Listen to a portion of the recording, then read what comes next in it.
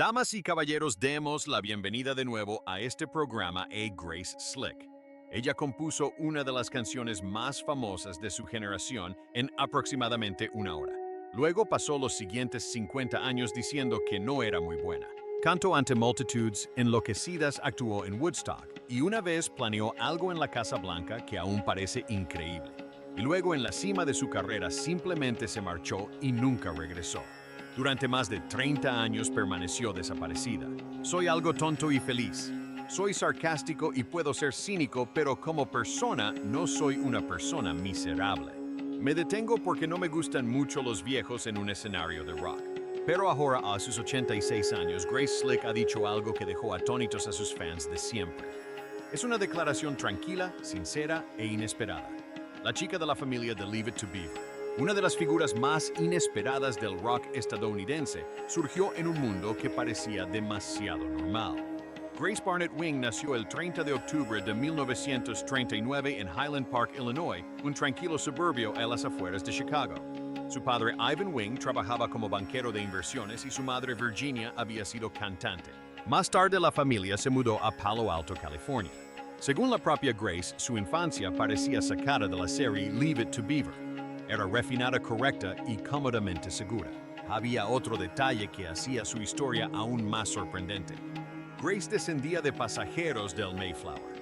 Mucho antes de que se la vinculara con la contracultura del LSD, su linaje familiar se remontaba a los puritanos. Ese contraste marcó su vida para siempre. Estudió en el Finch College de Nueva York, una institución que más tarde desestimó como poco más que una escuela de señoritas, y luego ingresó en la Universidad de Miami. Después se adentró en el tipo de vida que se esperaba de muchas jóvenes de buena familia de la década de 1950. Trabajó como modelo en I. Magnum, los grandes almacenes de lujo de San Francisco. En 1961, en la Capilla Grace, se casó con Jerry Slick, hijo de la mejor amiga de su madre. Como ella misma dijo más tarde con su habitual franqueza, eso era simplemente lo que hacían las chicas de buena familia. Durante un tiempo vivió exactamente como le habían enseñado. Era una joven casada en el área de la bahía, modelo, ama de casa y siguiendo el camino que le habían trazado.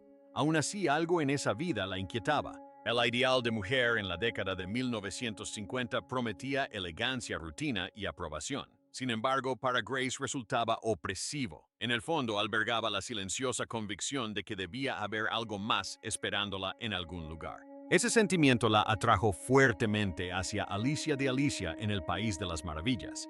Grace habló de esa conexión con mucha claridad.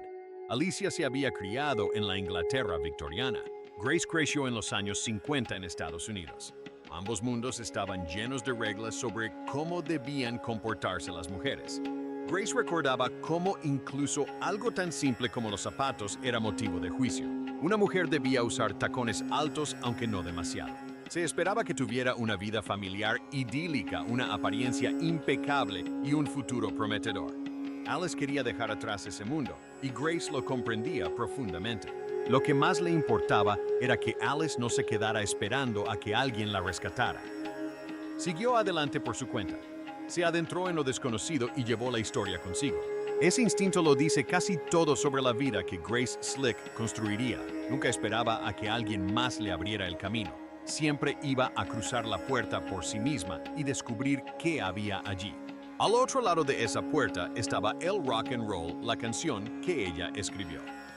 En una hora para 1965, Grace y Jerry Slick, junto con el hermano de Jerry Darby, habían formado una banda llamada The Great Society. Por esa época, Grace vio a Jefferson Airplane actuar una noche y se llevó una idea muy clara. Ella creía que podía hacerlo y sospechaba que probablemente ganaría más dinero.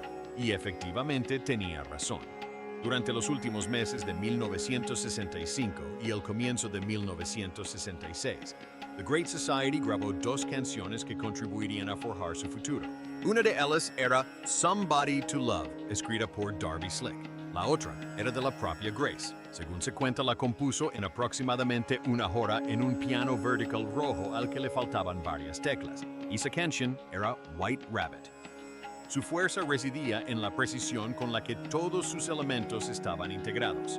La canción avanza con la presión constante de una marcha al estilo español, desarrollándose gradualmente hasta llegar a una orden inolvidable. Grace usó a Alicia en El País de las Maravillas como marco para todo, convirtiendo las extrañas imágenes de la historia en una metáfora de la experiencia psicodélica. Las referencias estaban todas ahí. Cómeme, bébeme las pastillas que te hacen más grande o más pequeño. Durante años, Grace insistió en que Lewis Carroll parecía estar plagado de imágenes relacionadas con las drogas, aunque generaciones de padres nunca se percataron de lo que les leían a sus hijos. Sin embargo, la canción también transmitía un mensaje cultural más profundo. Grace creía que la generación de la Segunda Guerra Mundial había criado a sus hijos con historias llenas de fantasía, realidades distorsionadas y evasión. Les entregaron Alicia en El País de las Maravillas, Peter Pan y El Mago de Oz, y luego reaccionaron con indignación cuando esos mismos niños crecieron y comenzaron a buscar una puerta de entrada a otro estado mental. En su opinión, el conejo blanco simplemente les reflejaba esa contradicción. La forma en que describió el proceso de escritura distaba mucho de ser glamorosa. Dijo que la compuso en un piano vertical rojo desgastado que había comprado por unos $80, aunque unas 10 teclas no funcionaban. En aquel entonces escuchaba constantemente Sketches of Spain de Miles Davis y el bolero de Ravel. Ambas piezas tenían ese mismo ritmo lento e hipnótico, y ella quería crear algo similar en forma de canción. Ella compuso White Rabbit sin estribillo y sin un desenlace claro. La canción simplemente va en ascenso hasta llegar a la última línea, incitando al oyente a alimentar su mente. En apenas 2 minutos y medio, capturó algo que generaciones enteras de conferenciantes jamás lograron. Decía mucho, pero dejaba margen para la discusión sobre su verdadero significado. Luego, en 1966, Grace dejó Great Society y se unió a Jefferson Airplane. Reemplazó al cantante Sinatoli Anderson, quien dejaba la banda para tener un bebé. Cuando Grace se mudó, se llevó consigo ambas canciones. El año siguiente lo cambió todo. En 1967, Jefferson Airplane lanzó Surrealistic Pillow. Tanto Somebody to Love como White Rabbit alcanzaron el top 10. El álbum en sí se convirtió en uno de los discos más emblemáticos del verano del amor. En medio de todo esto, Grace Slick emergió como una de las primeras verdaderas estrellas femeninas del rock en Estados Unidos. Tenía 27 años. Poseía una voz de contralto potente y dominaba el escenario con una seguridad que la industria musical apenas sabía cómo manejar. Su antiguo amante y compañero de banda Paul Kantner llegó a decir medio en broma que su influencia en la música y la cultura era comparable a la de Oscar Wilde. Aún así, Grace nunca trató a White Rabbit con mucha reverencia. De hecho, pasó décadas desacreditando su leyenda. Una y otra vez afirmó que no le parecía muy buena. Su opinión era simple: algo está bien escrito o no lo está. Y en su opinión, White Rabbit no cumplía del todo con su cometido. Creía que podría haber escrito mejor la letra. Sentía que la canción no expresaba del todo lo que quería decir. Esa opinión nunca cambió ni siquiera después de los aplausos, el dinero y el lugar que se ganó en la historia del rock.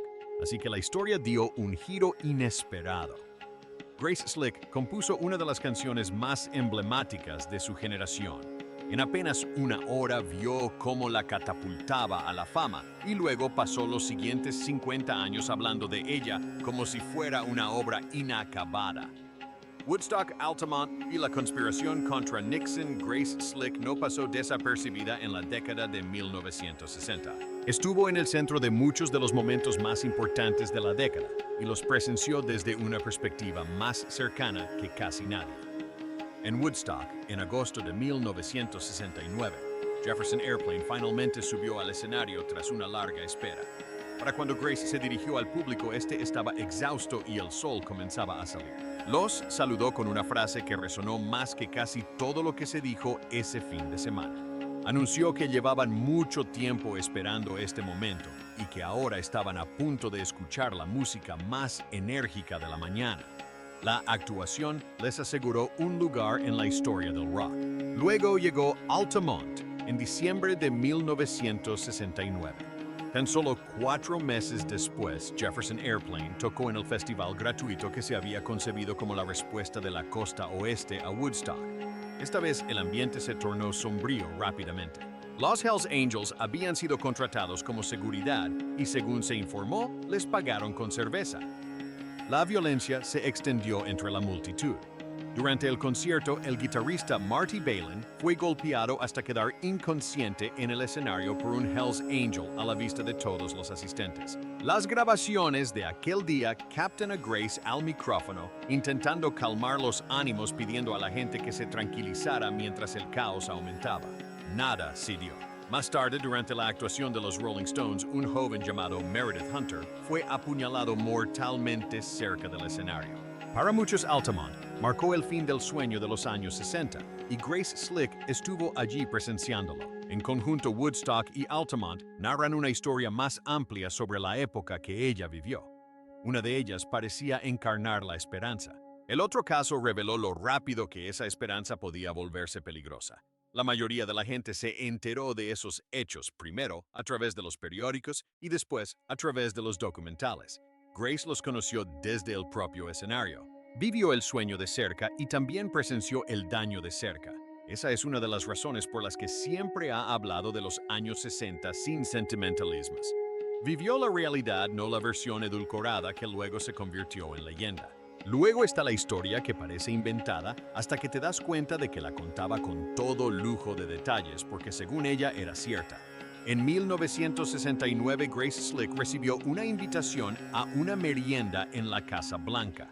La invitación se debió a que había estudiado en Finch College, al igual que Tricia Nixon, la hija del presidente, quien organizaba la reunión como parte de un reencuentro de exalumnos.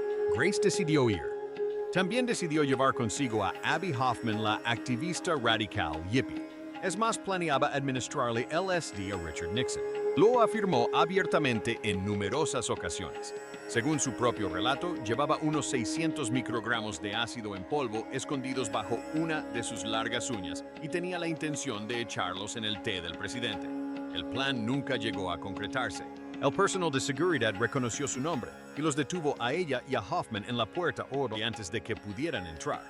Ella creía estar en una lista, probablemente debido a sus ideas políticas y a las personas con las que se relacionaba.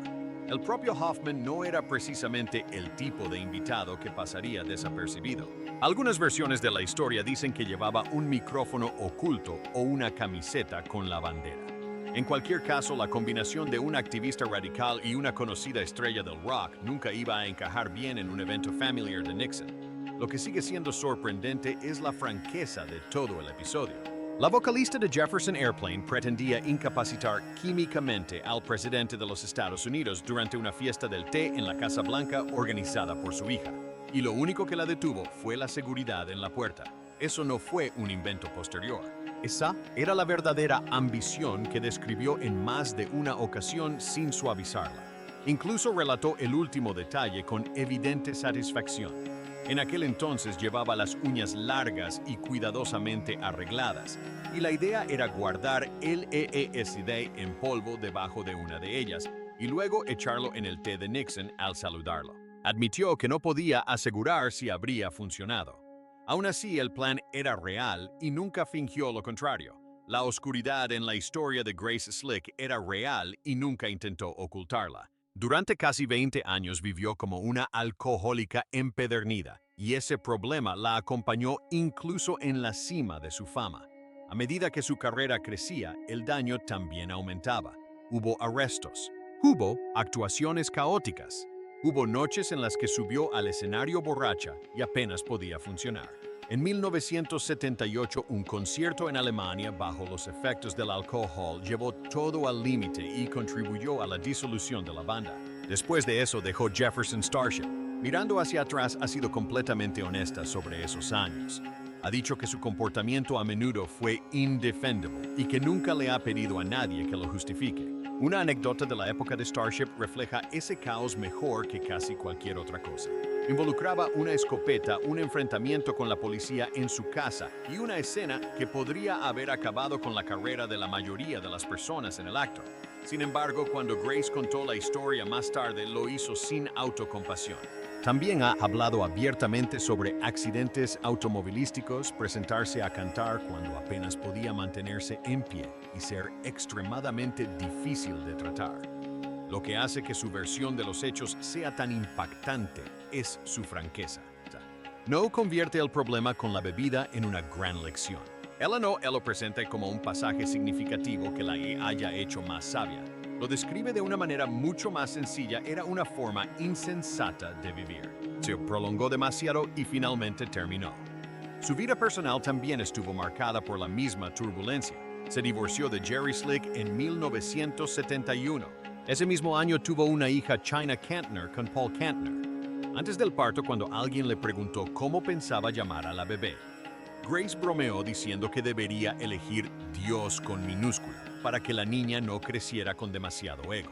Al final, en el certificado de nacimiento figuraba China. Años después, China se convertiría en presentadora de MTV y actriz. En 1976, Grace se casó con Skip Johnson, director de iluminación de Jefferson Starship. Ese matrimonio duró mucho tiempo, pero también terminó en 1994. Detrás del humor mordaz y la imagen pública audaz, también había una profunda desesperación. Grace ha hablado de un intento de suicidio. Estuvo al borde de la muerte en más de una ocasión. Según las frías matemáticas que parecían afectar a tantas estrellas del rock de su época, no se esperaba que sobreviviera. Janis Joplin murió a los 27 años. Jimi Hendrix murió a los 27 años. Muchos de los amigos y compañeros de Grace nunca tuvieron la oportunidad de envejecer. Según todas las expectativas de aquella época, Grace Slick no debería haber sobrevivido a la década de 1970 y mucho menos haber llegado a la vejez. Sin embargo, lo hizo. Hacia 1990 o 1991, casi al mismo tiempo que se retiró definitivamente de la música, dejó de beber. Lo más sorprendente es que se mantuvo sobria durante décadas. Cuando habla de cómo sucedió, no lo oculta. Simplemente dice que decidió que la fiesta había terminado. Para ella, esa decisión se mantuvo. En su relato no hubo ninguna historia de transformación elaborada. Fue un momento de revelación. Ya lo había vivido todo, había visto lo que esa vida le ofrecía y había llegado al punto en que ya no quería nada de eso. La misma fuerza interior que la impulsó a formar parte de una banda líder también la ayudó a dejar atrás la bebida. El segundo acto fue inesperado. Tras abandonar la banda en 1985, Grace Slick hizo algo que casi nadie previó. A los 46 años, siendo la vocalista de Starship, consiguió un sencillo número 1. El 16 de noviembre de 1985, justo después de su 46 cumpleaños, We Built This City alcanzó el número 1. En ese momento se convirtió en la mujer de mayor edad en cantar como vocalista principal en un número 1 de la lista Billboard Hot 100. Y Starship siguió cosechando éxitos. En 12 años, la banda consiguió 3 éxitos número 1 con We Built This City, Sarah y Nothing's Gonna Stop Us Now. Comercialmente había alcanzado la cima de su carrera. Para entonces también era aproximadamente una década mayor que sus compañeros de banda. Y entonces tomó la decisión que define esta etapa de su vida. Renunció en 1988. 88 de Joe Starship. Luego, tras un breve reencuentro con la formación original de Jefferson Airplane en 1989, se retiró definitivamente de la música en 1990. Su razón para marcharse fue pura y dura y nunca la suavizó. Creía que las personas mayores se veían ridículas en un escenario de rock. Para ella, el rock and roll pertenecía a la juventud. En su opinión, nacía del sexo la rebeldía y la energía pura. Y una vez que la edad transformaba esa energía, la interpretación también cambiaba. No tenía ningún interés en pararse frente a un público nostálgico a sus 70 u 80 años cantando White Rabbit. Decidió hace mucho tiempo que jamás se convertiría en esa versión de sí misma. Con los años afianzó esa convicción hasta convertirla casi en una regla. En su opinión, los músicos de rock deberían retirarse alrededor de los 50 años. Dado que el género depende en gran medida de la juventud, esta postura se mantiene inusualmente firme y constante, sobre todo en una industria que ahora depende de artistas consagrados que siguen de gira hasta una edad avanzada. Lo que resulta aún más sorprendente es que nunca se puso ninguna excepción. Aplicó el mismo criterio a su propia vida y lo mantuvo, así que se detuvo y lo hizo por decisión propia. Se marchó cuando aún tenía éxito. Se marchó a propósito. Y cumplió esa promesa durante más de 35 años. No hubo giras de reencuentro. No hubo giras de despedida posteriores. No regresó cuando el dinero se volvió lo suficientemente tentador. No encontrarás a Grace Slick en un escenario en 2026 porque ella decidió en 1990 que nunca lo harías. Cuanto más tiempo reflexionas sobre esa decisión, más extraña te parece. La industria musical está diseñada para que los artistas famosos sigan actuando mientras puedan mantenerse en pie bajo los focos. Muchos anuncian su retiro y regresan poco después. Las giras de despedida a menudo se convierten en giras de regreso. Se ofrecen enormes sumas de dinero una y otra vez a cualquiera que tenga una canción famosa y un público fiel.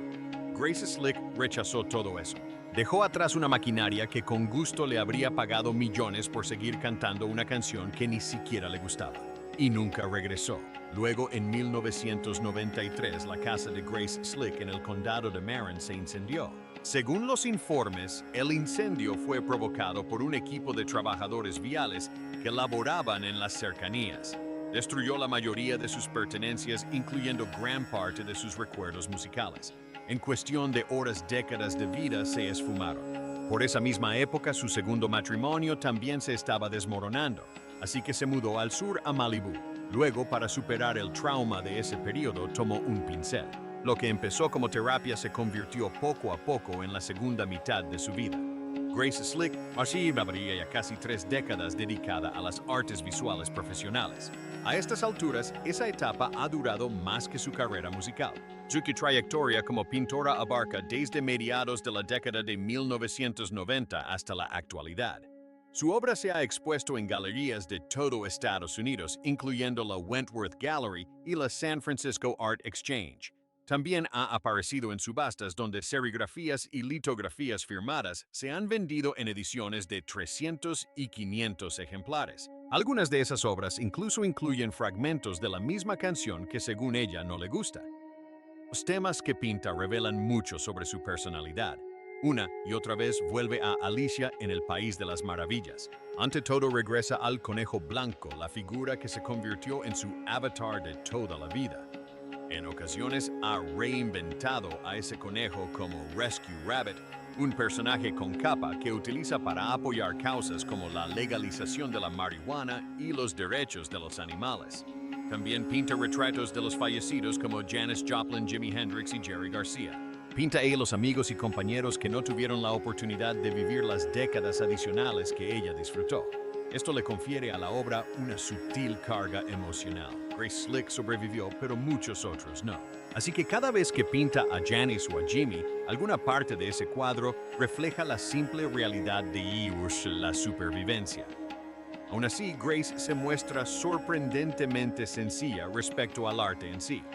Dice que no tiene un estilo definido. De hecho, afirma tener alrededor de 15 estilos diferentes, lo cual frustra a las galerías porque buscan artistas reconocibles al instante. Ella nunca quiso ese tipo de sello distintivo, lo ha dicho claramente. En su opinión, muchos artistas se estancan en un estilo que facilita la identificación de su obra, pero ella nunca se sintió atraída por eso.